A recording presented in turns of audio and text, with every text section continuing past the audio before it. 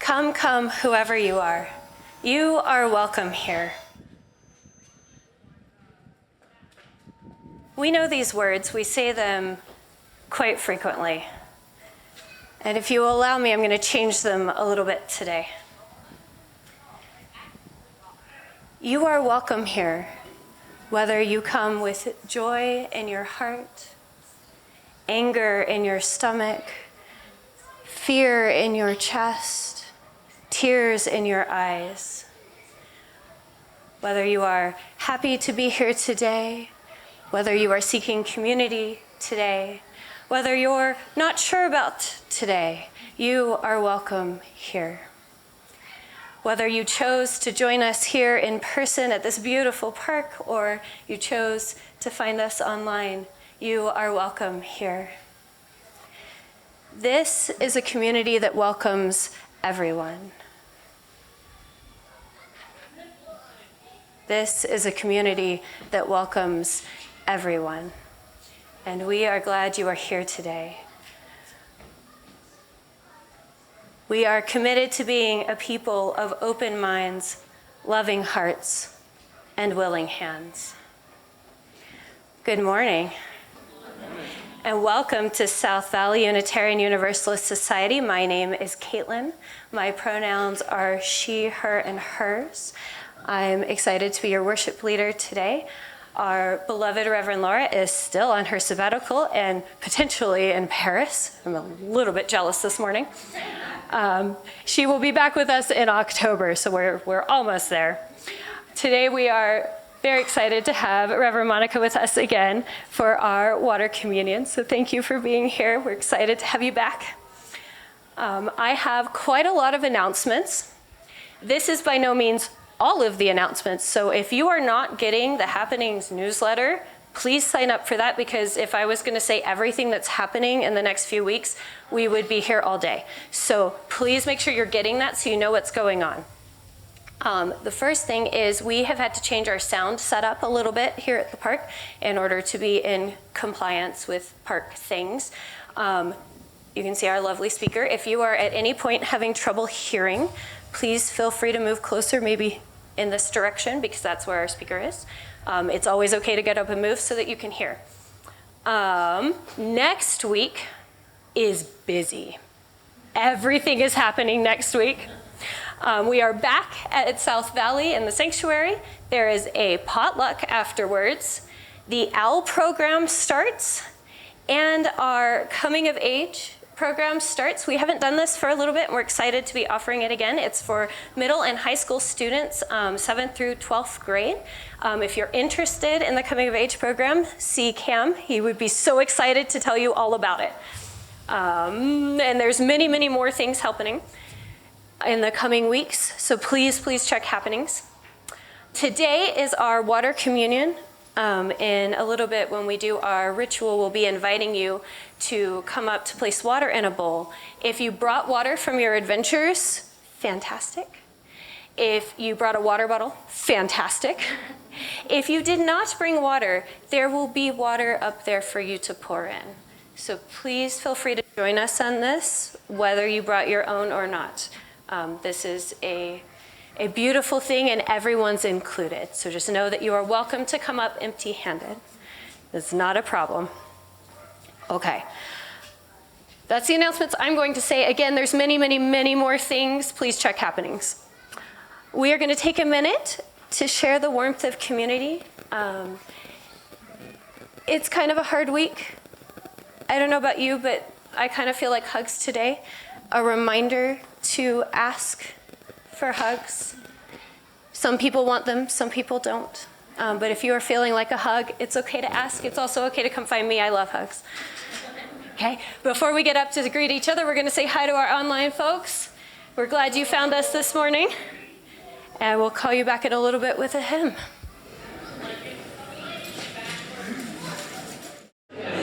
Friends, if you will, let's come back together. And I invite you to join me in singing.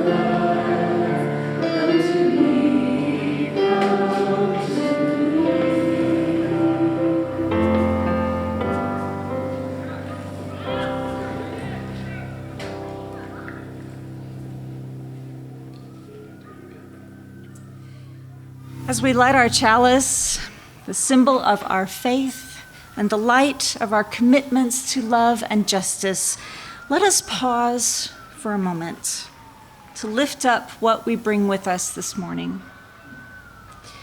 It's been a tough week. Just a few miles away from us, an act of political violence continues to echo through our valley and across the country. Many of us know people who were there or were affected by the shooting. Some of our own people here at South Valley found themselves targeted by vengeful actors. It can make us feel that no place is safe, that even small steps in the direction of justice can be risky or even deadly. I want to offer you courage, friends, such as I have, as we gather with all these things in our hearts. Take a moment to look deep within yourself and remember what is worth speaking up for. The ones you love, the places you love, the community you love, the very idea of democracy itself, and the truths that we hold to be self-evident. Whatever disagreements we may have with our neighbors, however differently we may see things, there seems to be one thing on which most of us can agree. We don't want to live in a country where violence supersedes the law. We know that there must be a better way. How we get there may not be clear to us today. So many things that we've tried have failed. If the flame of hope in your heart is going out, let the chalice we light today rekindle it. Take a look around you and know that here you are among friends. You are not alone. Feel the warmth of community holding you for this hour of worship and draw upon it when times seem impossibly bleak. Carry a spark of it to those you meet this week and remind them that you are there to help them rekindle their own courage. With this, let us light our chalice. I'd like to invite our chalice lighter to come forward, and I invite you to rise in spirit as we say our chalice lighting words together. And feel free to use our actions if you like. Those at home are invited to light their chalice and share in this ritual by entering your address or where in the universe you are, and light your chalice with us. We light this chalice for the warmth of love, the light of truth, and for the energy of action, and the flames of resistance. Thank you. You may be seated.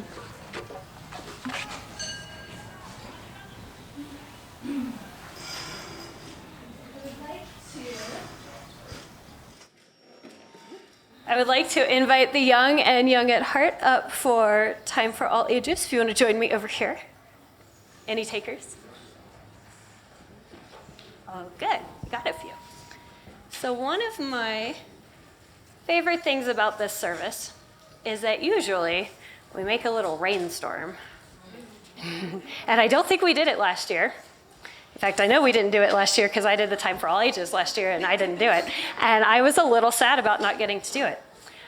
So, can you help me make a rainstorm? First, we need the wind. And as the wind blows, it blows harder and harder. And it blows in the rain clouds. And then it starts to rain, just a little bit at first. And then it rains harder. Oh, what a good rainstorm we've got. And it rains harder. And if anybody wants to use their feet to make some thunder, that would be amazing. Oh, we've got a thunderstorm going on. And then it starts to rain a little bit less. And then it starts to rain a little bit less. And the wind blows the storm away. You know why that's one of my favorite things to do? Look what a pretty thing we make when we all work together. Thank you for coming up here. You are welcome to stay here for a little bit, or you're welcome to go back to your families. I'm going to invite Becky and Brian up. We've got some people to thank. Hi, I'm Becky Condis, and I am part of the Sabbatical team along with Cinnamon Wolf and Brian Demick. And we are noticing, as you are, that we are starting to wind down the Sabbatical. And so it's time for us to look at what this congregation has done over this time and offer some thank yous. So I want to start with the worship team and invite everyone who is on the worship team to please come and join us up here.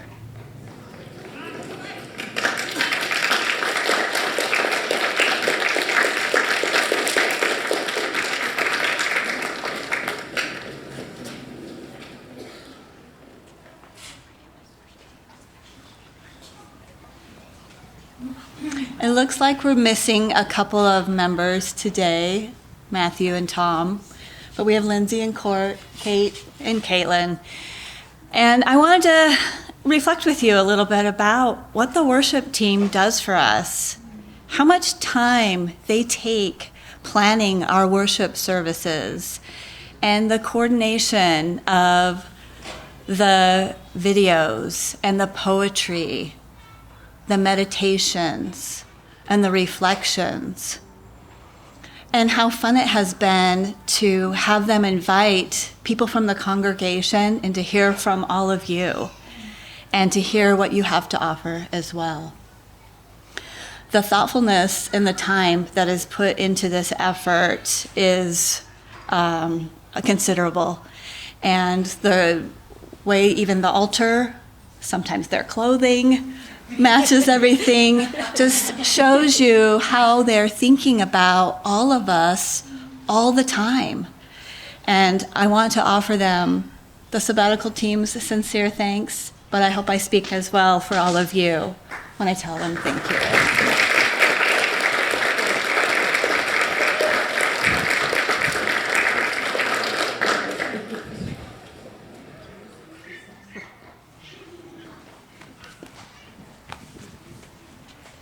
Thank you. Yeah, and I guess I'm Brian Demick, pronouns he, him. I'm wearing blue paisley-ish kind of shirt with some gray slacks, and I'm about 6 feet tall. I serve this congregation as the president of the board, and I want to double down on just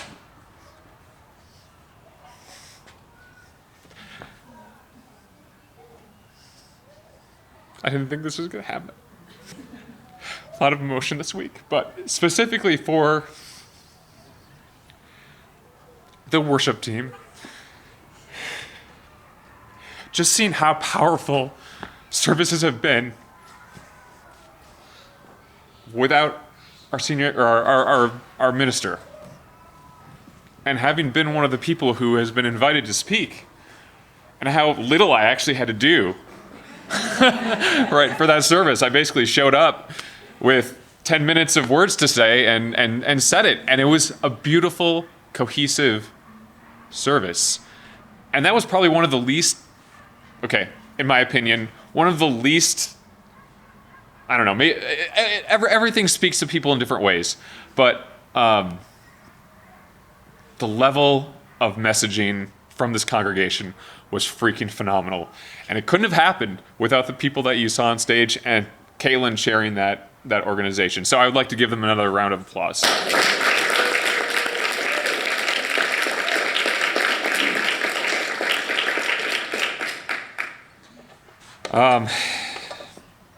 I'm going to recognize our staff, who have obviously had to step up in a million different ways along, with the efforts of our lay leadership. And I told Reverend Monica that I wasn't going to do this, but I did want to re-emphasize about the events that have happened this week and from our church's community and how we have now what has been a nebulous sort of thing out in the air where, we've thought about, we are a church community who is very out and proud of our liberal values. For me, as who I am, I have not felt directly threatened until this week. A member of our community, as has been said, has received direct threats. And so as a community, we have also been indirectly threatened. There have been many other faith communities that have lived this and been directly threatened, had attacks on similar institutions. And now I kind of know a little bit of how they feel. But now we're there. And as long as, 2 years ago, we had a safety and security team realize that this could potentially become an issue. And it has now taken these years of doing trainings. We've set up protocols. In the next few weeks, we're going to get new doors, hardening of windows, like all the entry points to our building. And we're going beyond that. And it's taken a long time to get the federal money to do these sorts of things that have strengthened our community and allows us to live the values that we hold so dear of love and action and standing up, damn it, for what's right. Anyway, people who have also allowed all of this to happen, and I want to let's say it when I talk about James, but our staff, and if staff members Oz, Palmer, Brenda, James, who are here, Cam, if you guys want to come up.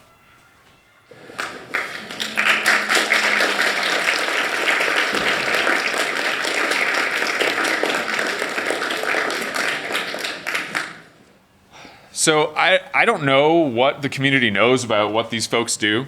So I'm just going to give you a little flavor. So I'm going to start with Brenda J, who is probably our, maybe most obvious person who is on staff.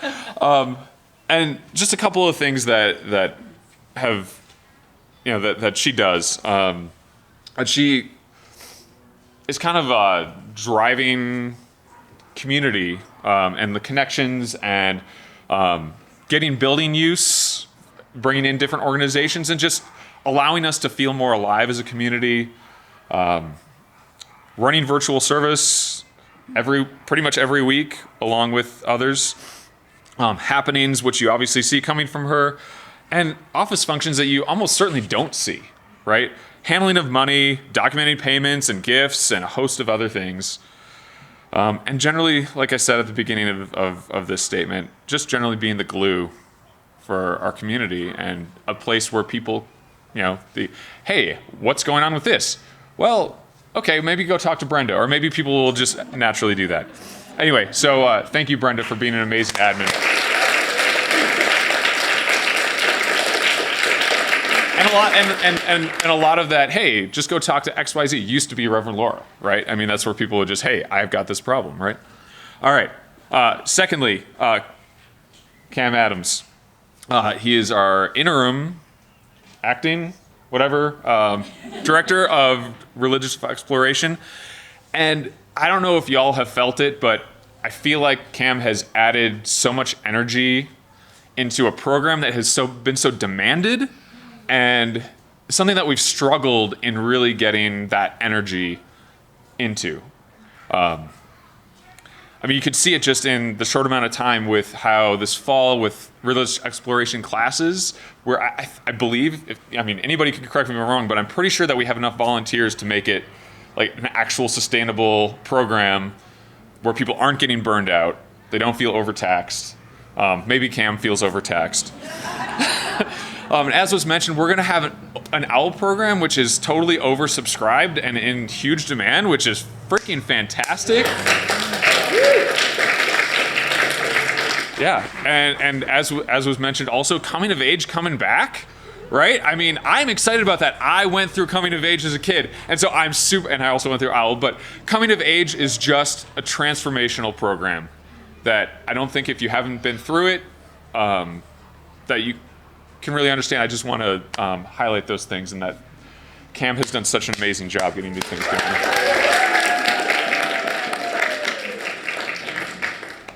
James, where's James? Okay, I'll step. I know you don't like the spotlight. Just step forward so people can see you, so I'm not blocking you. You can. All right. That's great. All right. So James has been here with us for how many years?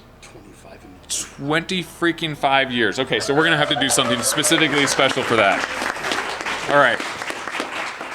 So beyond being just an incredible building manager and having such care for our grounds, this sabbatical period, we've obviously been doing so much with the grounds, and the person besides Brenda being around just at the church and being available to see people on site, James has been so instrumental in coordinating with Mill Creek Gardens and others and offering advice and looking at where things need to go and saying, oh, we need a spout here. And then he texts me and says, hey, could I get $1,500 on my card to go buy this thing we need to install right now, right? I mean, just like things that that I feel like are a lot above and beyond. We had a meeting last week with the city of Cottonwood Heights, and James was there. Right? Because he supports this community so much, and just having his presence there means a lot to me, even if it didn't mean anything, right, to the commission. But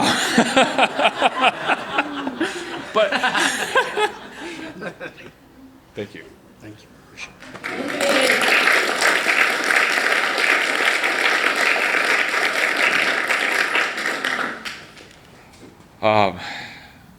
it. We honored worship.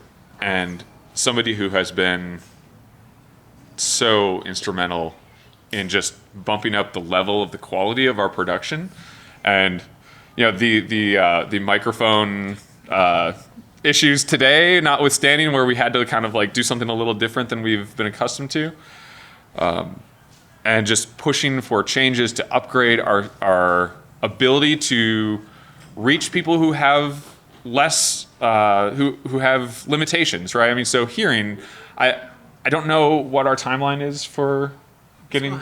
It's happening soon. But anyway, so Palmer has been. Anyway, Palmer. Palmer has been instrumental in increasing the quality of our delivery online, in the sanctuary, and it's only going to get better in this next year as he has put together a plan for what we need to do. And we were able to fund it with this year's pledge campaign. So I just have so many heartfelt thanks to Palmer for that. And that's Palmer.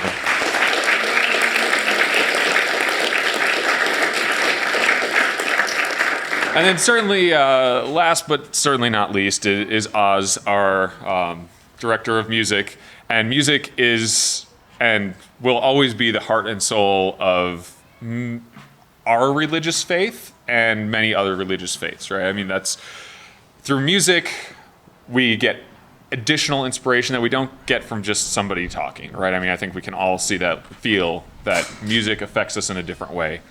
And when our previous director of music had to step aside, Oz just stepped in, and Rick, our pianist, has also been taking a little step back, and Oz has stepped in, right? And it's not like Oz doesn't have a life, right? Beyond this, and this is not paying all of Oz's bills, right? So, that is just to say that Oz has. I think we're all blown away by his musicality and all these sorts of things, and so again. During the sabbatical period, stepping up. Thank you, Oz.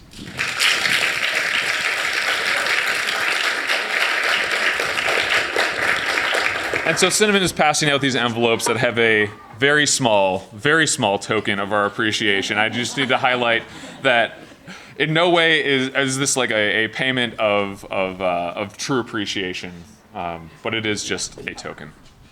All right, thank you.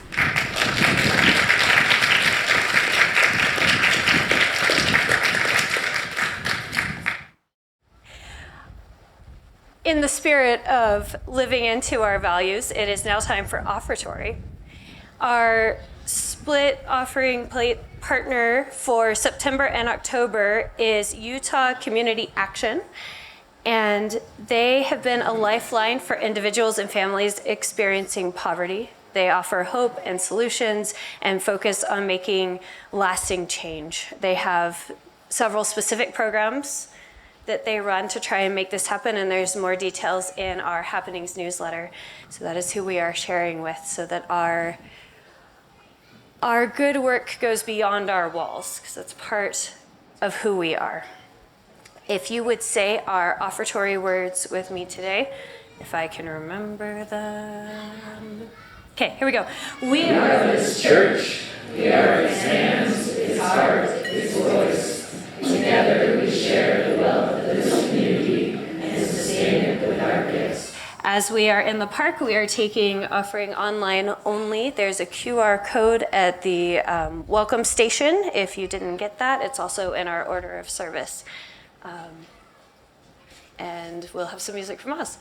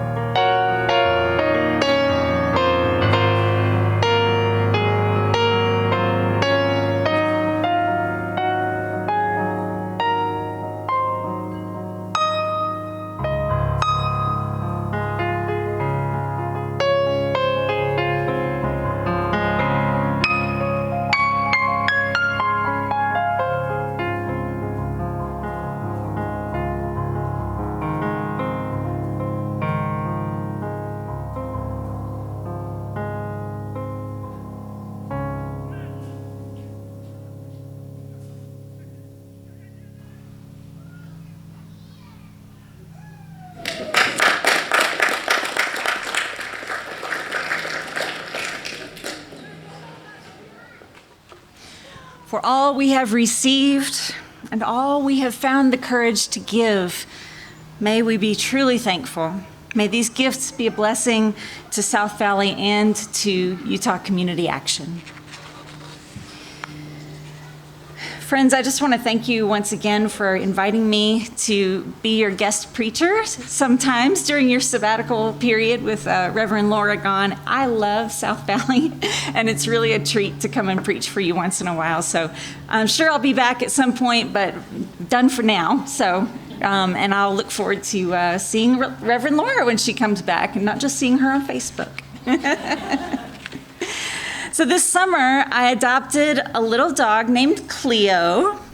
And some of you may have seen her, I don't know, on Facebook or wherever. She's an adorable little miniature pinscher. She's 3 years old, and she's about 9 pounds soaking wet. With pointy ears and a little prancy gait. She's cuddly and she's cute as a button. But what she has in cute, she loses in courage. Cleo has very good indoor manners, and she knows several commands, and she's learning more every day. But when we go outside, it's just her 9 pounds against the hulking monster of a world. Every person who walks by might be a killer. Every big truck is an ogre. The other day, she barked at a piece of silver tinsel on the sidewalk. When she gets too scared, I have to pick her up and keep her from pulling on her leash, and she just shakes like a chihuahua. Now, she's not quite ready for my favorite activity, which is sitting on the porch, reading a book, and watching the world go by. I tried it. It didn't go well. And don't get me started on riding in the car. Her eyes just look like they're going to bug out of her head. You see, she was raised in a home in the suburbs with a big fenced yard and a doggy door. So she never really had to see much of the outside world. The yard and the house were her world. Now she lives in an upstairs apartment in a busy downtown neighborhood where there are a million dogs and dog walkers and lots of noisy trucks and DoorDash delivery drivers. It must be quite disorienting, to say the least. But what I'm not going to do is keep her holed up in the house, trying to soften the world for her. This is the world now, the real world that she lives in. There are things that are scary, but we can manage them if we work together. We just have to learn to communicate and meet each other where we are. Because although it might feel to her like her world changed overnight when she came to live with me, in truth, it took her a long time to get to where she is now. And so learning a new way to be won't happen overnight. We are in this thing for the long haul, and it will take patience and vision to get her where I want her to be. When we think of courage, what usually comes to mind is something closer to bravery, a confidence in one's ability, a measure of valor, a swagger. David facing Goliath. But courage doesn't always look like confidence. Sometimes it looks like taking one more step than you could take yesterday. Often it looks like being afraid and doing the thing anyway, because it has to be done. Sometimes courage looks like jumping out of your car to film ICE agents during a traffic stop or protesting a hateful speaker in your town. Sometimes it looks like driving past National Guard troops on your way to work, as my friends and colleagues in the DC area are doing daily. And sometimes we are called on for courage that seems at first more ordinary. Sometimes courage looks like putting your kids on the bus the day after news breaks of a terrible incident, or boarding the plane the day after a crash. For some people, it looks like just going to work or going to the bathroom to take a pee. It requires a heavy dose of trust in other people, in ordinary circumstances, holding for another day in the midst of what is rapidly becoming an out of the ordinary life. In such an environment, trust becomes the most valuable currency, trust that can be hard to muster. I've heard a lot of folks asking lately, how come it doesn't look like anybody is doing anything? All we see is people in power getting away with more and more, and our democracy being eroded. Are angry Twitter memes all we have to face the moment? Why aren't people out in the streets raging against the machine? Where's the resistance? And I'm not telling you that that isn't happening. As you know, as we could see this week, it's an outrageous time to be an American. And it would feel great if we could see the whole country erupting out in outrage every day. We've gotten used to storylines that resolve themselves neatly in 2 hours, with a hero on a white horse or in a flying machine who swoops in to save the day, or imaginary movements where a single protest in the streets is the thing that turns the tide back toward justice and freedom. We have forgotten, I think, that it has taken us 50 years, at least, to arrive at the place where our democracy is so weakened that a demagogue can waltz in and set about dismantling it. Both parties are to blame, and neither is willing to accept responsibility. Many Americans have never fought a long-haul battle. Most Americans have taken for granted the structures of democracy and their staying power, if they are even aware of what the structures are. Things might get worse before they get better. And we don't know what to do when there's no one coming to save us. But what we're not going to do is stay holed up in the house, trying to soften the world. This is the world now, the real world that we live in. And it is going to take us a very long time to put things right again. For this, we are going to need patience and vision. There are things that are scary, but we can manage them if we work together. We have to learn to communicate and meet each other where we are. And we are going to need a different kind of courage, the kind of courage that we bring to a demonstration at the Capitol sputters out like a firecracker. It will not last. And grand gestures and acts of bravery are going to be few and far between. Not that they're unimportant, but many of us will never have occasion to take such acts. If we are holding on to that kind of courage, we are going to burn ourselves out. Substack columnist Ian Basson wrote recently that even in a period of decline, doing the right thing remains a strategic and moral imperative. Victory may lie invisibly over some horizon or may never be final. This is not to surrender to futility, but to locate dignity and meaning in the struggle itself, and to recognize that what feels like defeat in one moment may seed the victories of another. Basson lifts up examples from history of long, slow work against nearly insurmountable odds. The civil rights movement, a 15-year fight that followed more than 80 years of Jim Crow. The wave of marriage equality victories that seemed impossible when Barack Obama affirmed his support for marriage between a man and a woman in 2008. 2008. Yet just 3 years later, his administration reversed course, and 6 years later, marriage equality was the law of the land. And Basson writes of perhaps a less familiar but more useful example, Poland in 1981. The pro-democracy solidarity movement was violently scattered by the Soviet-controlled government, its leaders jailed. But new leaders stepped forward and began a patient underground campaign of sustained organizing, covert communication, and cultural work that kept civic life alive and serving as not just an opposition, but the custodians of a democratic ideal. This is the task before us now. The slow, steady courage of being custodians of an ideal, insisting on democracy every day. Maybe the most courageous thing you will do is just refuse to do what everyone else is doing. Maybe the most courageous thing you will do is continue to be kind in a time of cruelty.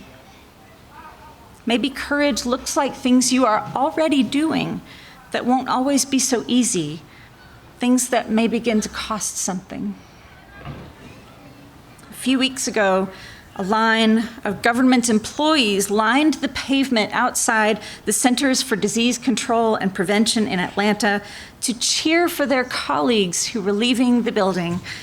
They had resigned en masse rather than comply with an illegal directive to change scientific evidence about vaccines, not knowing what they would do next, having no backup plan, just knowing that their integrity mattered more than their security, and that remaining silent would equal capitulation. Epidemiologist Caitlin Jetelina wrote in response that America is built on this type of courage, to speak out, to rebuild, and to reimagine the systems that desperately need repair instead of destruction. The kind of courage that's not shouting in anger, but grounded in clarity, precision, and purpose. It's the courage to speak when lines are crossed, even by the most powerful people. It was a moment that made headlines, seeing the top officials of the CDC walking out to lines of applauding colleagues. But each one of these colleagues, many of whom don't have fancy titles or high-powered positions, also has a choice to make. And many suffer the same fate or worse from making it, and will have much more to lose. Are they willing to hold on to their integrity despite the sacrifice of their security? Many of us will never be asked to make that choice. Many who are will not be asked more than once.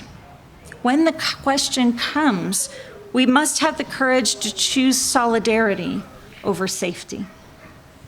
But for those of us who are never faced with such a choice, we also have a role to play in supporting all of those people. How can we support the people who stand to lose the most? How can we support immigrants who are under siege? Who will the regime come for after the immigrants? Who needs to borrow our courage right now? And how can we make sure we have enough to lend? I'm learning something about this from my anxious little dog. Staying inside the house feels safe, but since integrity is better than security, we get out there every day. We take walks together, and gradually she's learning that big trucks and joggers are nothing to be afraid of, even if they are much bigger than she is. And I'm learning that when I'm having a rough day, it sure helps to have a friend come and sit calmly by my side. My colleague C.B. Beale puts it this way: we must be intentional about moving fear out of the center and replacing it with love over and over again, as often as is necessary. In other words, when you feel afraid, move toward community every time. Find someone who needs you and ask what you have to give that they can use. Knowing we are not in it alone helps us grow the long-lasting courage we need for these times. Thank you for being community for each other. I invite you to make it a year of building stronger community for the long haul. May it be so.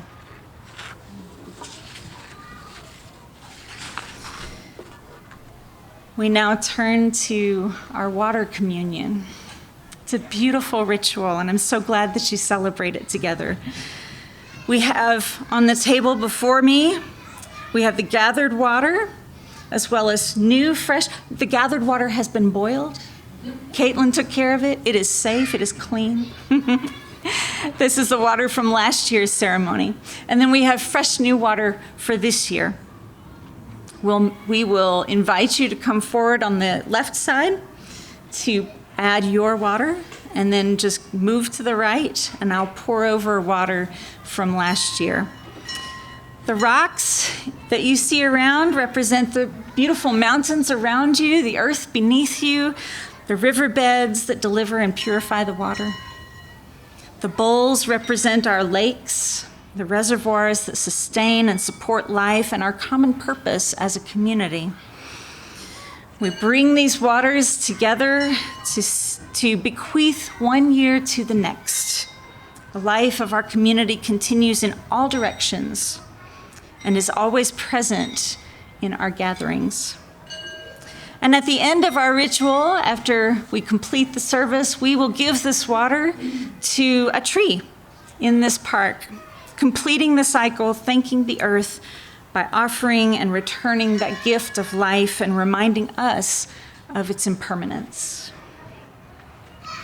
Let us invite the spirit of the waters of the east, the snowmelt that fills our reservoirs, the dew that evaporates in the sunlight in the morning, the water that runs cleanly from our taps. Welcome to the waters of the east. Let us invite the spirit of the waters of the south, Utah Lake, the River Jordan, the mighty Colorado, into which the waters of Utah finally empty. Welcome to the waters of the south. Let us invite the spirit of the waters of the west, the vast Pacific Ocean far away, and her weather systems that bring clouds and rain. Welcome to the waters of the west. Let us invite the spirit of the waters of the north, the Great Salt Lake and the Bear River, the waters that are closest to our desert home, and their inhabitants, the migrating birds and brine shrimp and bison and many more. We welcome the waters of the north. Let us touch deep within the waters at the center. Our tears, our sweat, our blood. Water flows through every movement of our bodies, and we cannot live without water. We welcome the waters at the center. Let us infuse the waters of our communion with the spirits of the waters of all directions. We pour our hearts into the water, our fears, our worries, our hopes, however dwindled they may be. Let the water wash over us and refresh us and bless our hands for the work ahead.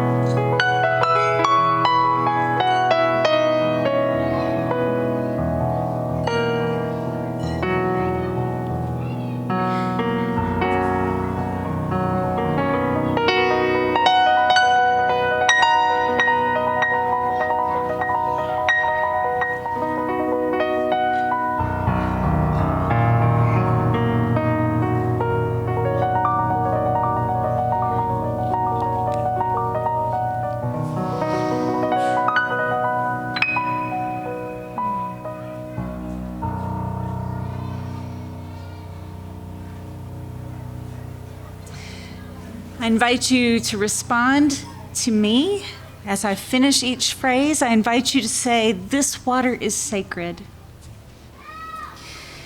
This water is sacred. It is made sacred by the many hands that have poured into it with intention and love, the many stories each drop contains, the many lives surrounding it in this unique moment, connected by commitment and faith. This water is sacred. May it continue to flow through this community with shining reflections of the unique gifts that flow through each of its members. This water is sacred. May it continue to nurture this community with sustaining hope that we journey together through ripples of growth and change. This water is sacred. May it continue to bless this community with loving reminders of our collective responsibility to one another and the world. This water is sacred.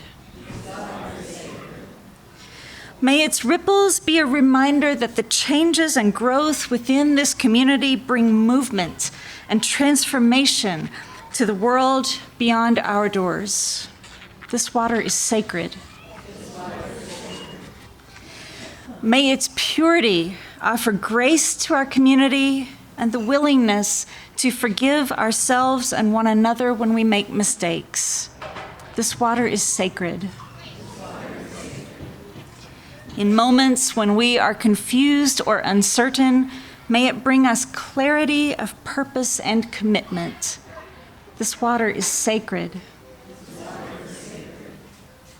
In moments when the reservoirs of hearts and spirits are drained by sorrow or pain, may it nourish them with the knowledge that we are surrounded by a deep and abundant love.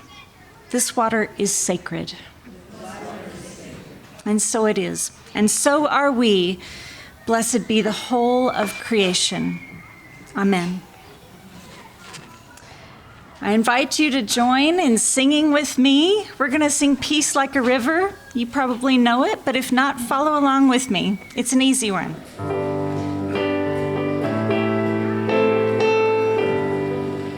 Peace like a river.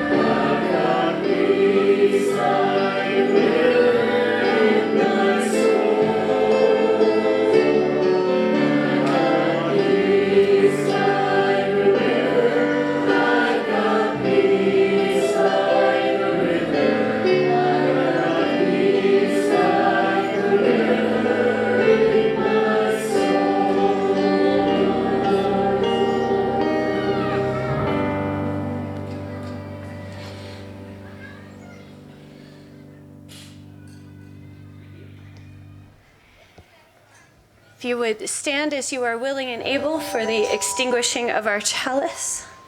and say our words with me. We extinguish this chalice, but not the warmth of love, the light of truth, or the energy of action. We hold each other in our hearts until we meet again. Receive these words of benediction. May our community feel like the water we have gathered. Let us know that even though it comes from one ocean to the next, into the ground beneath us and into the clouds above us, it is still connected. And so when we face turmoil and things that bother us, let us remember that even if we're not physically together, we are connected, just like all of the water is.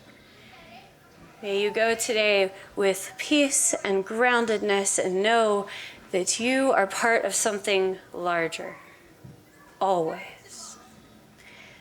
Please be seated for the postlude.